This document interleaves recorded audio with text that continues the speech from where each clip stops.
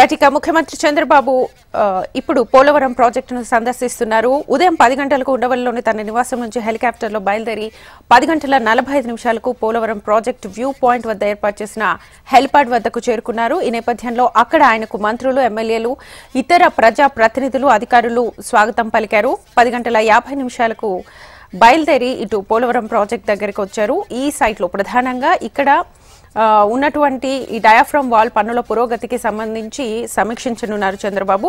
ప్రాజెక్టును సందర్శించిన తర్వాత ప్రధానంగా పనులను వేగవంతం చేయాల్సిన అవసరం ఉందని చెప్పేసి షెడ్యూల్ను కూడా తయారు చేసి ఇచ్చే అవకాశం కనిపిస్తోంది.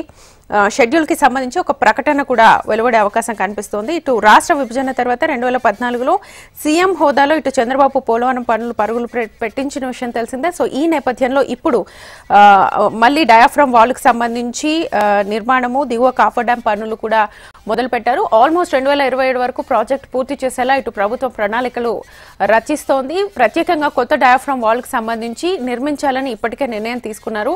సో ఈ నేపథ్యంలో ఈ రోజు పోలవరం ప్రాజెక్ట్ సందర్శనలో సీఎం చంద్రబాబు పాల్గొన్నారు. ఆ విజువల్స్ మనం లైవ్ ద్వారా చూస్తున్నాం.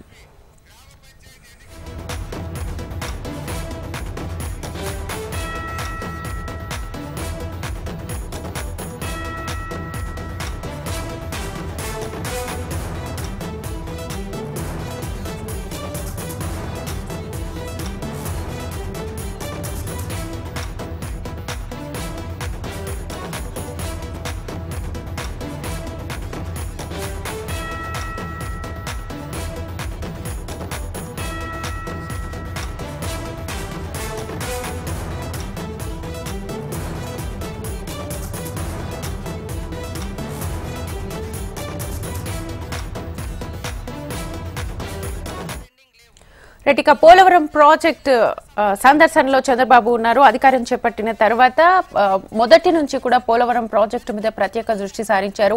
ప్రధానంగా పనుల పురోగతి మీద ఎక్కువగా దృష్టి పెట్టినట్టుగా తెలుస్తోంది. 2027 వరకు ఈ ప్రాజెక్ట్ కి సంబంధించి పనులు పూర్తి చేయాలన్న సంకల్పంతో ఈ రోజు షెడ్యూల్ కి సంబంధించి ఒక ప్రకటన వెలువడే అవకాశం కనిపిస్తోంది.